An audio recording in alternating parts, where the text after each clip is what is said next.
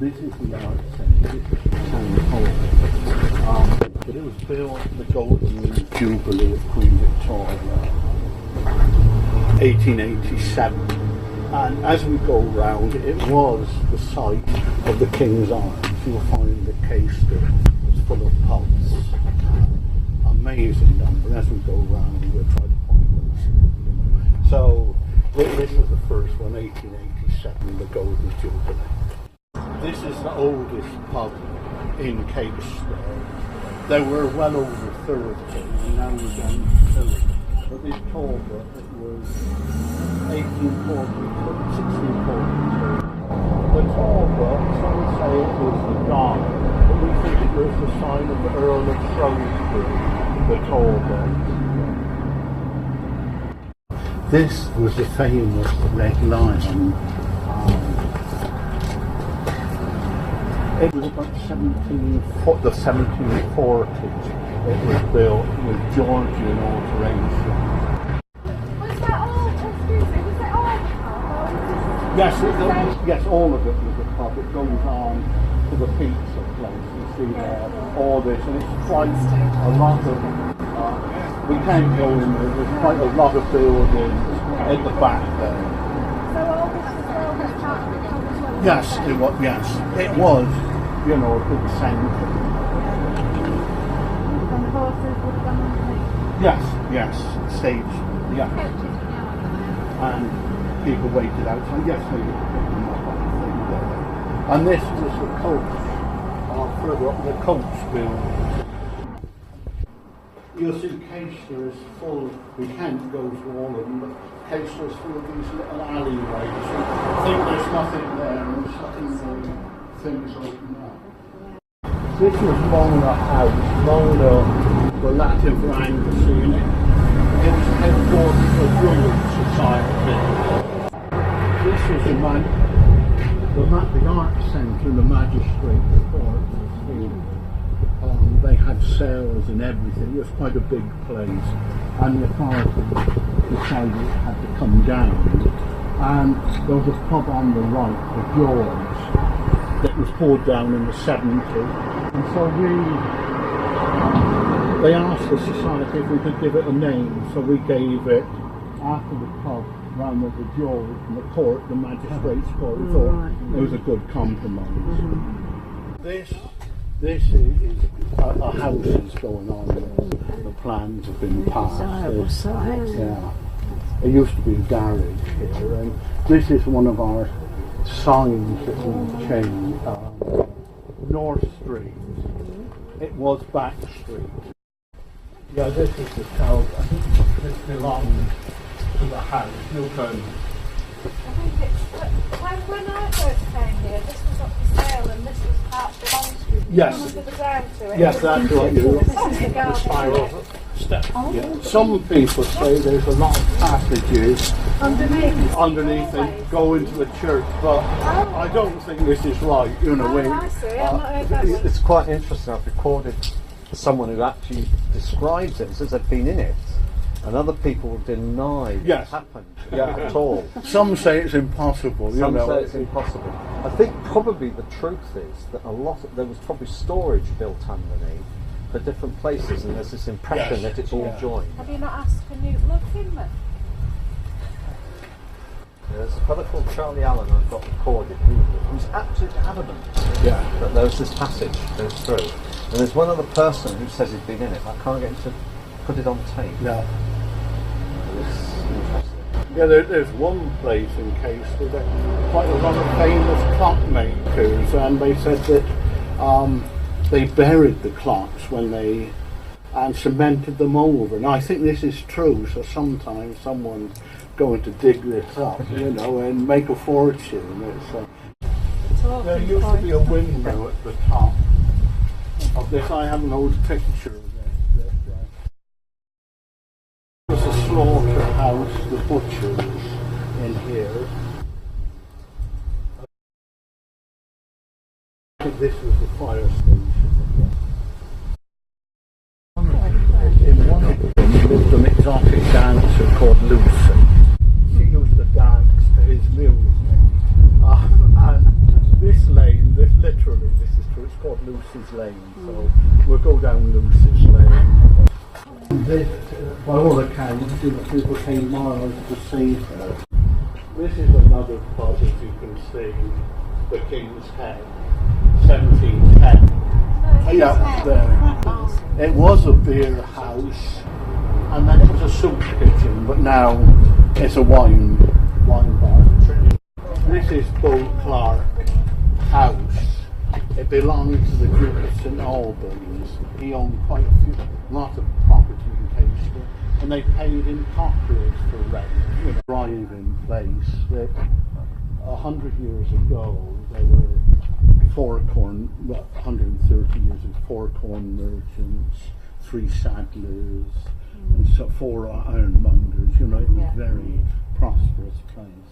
It was a doctor's surgery at one time. They had 3 doctors. It's certainly all of it.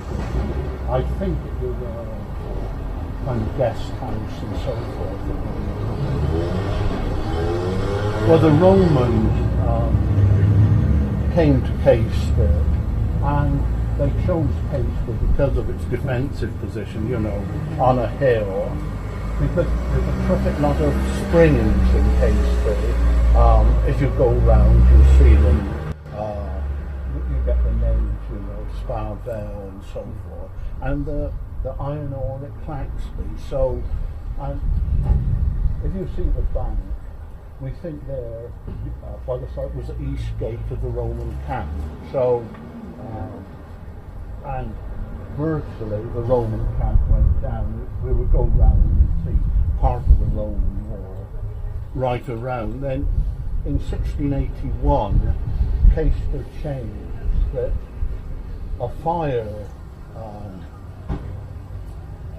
started in a merchant shop, John Sheriff. It killed 11, I think made 45 homeless, and all this area of Caistor was destroyed. And so this is where you get the new buildings coming in. You know, Caistor was built of brick because of this. Now the first house that was built after the fire was this house here, 1682, and the coat of arms, you can't see them very well, they're the Wickhams and Walpole, and the Tennyson family, some of the Tennyson family lived there. The bank, that was a pub, that was a Joiner's Arms. I think this is about all, this was the ironmongers down there, and the Red Lion, you'll see the pump there, that was Queen Victoria's Diamond Jubilee, so that might be the 1897, and they put canaries down to test the air and so on, and that's within living memory, so it was used as a pump. I won't say quite recently, but you know, in living memory or something.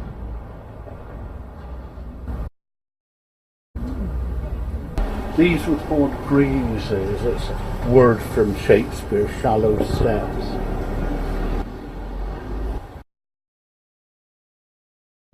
This, the magistrate court, is the Aurora district office, and that was a pub.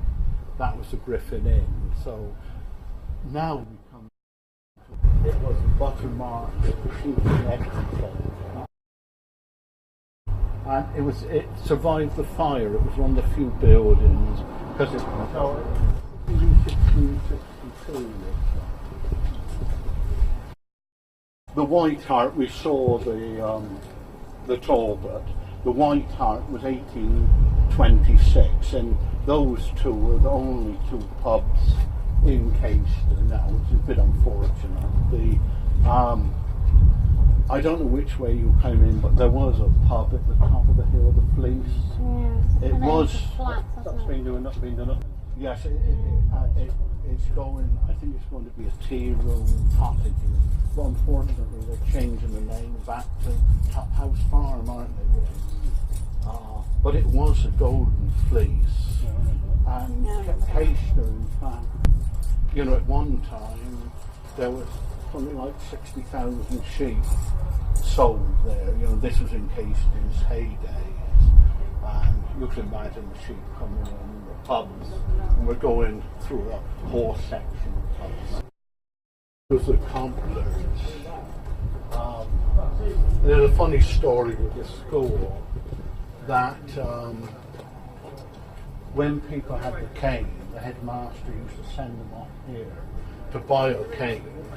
They were walloped, and then he used to break the cane. I don't know whether he had a kind of, what do you call it, agreement with the club. I thought this was good, wasn't it? You know, get cane and pay for the prisoners.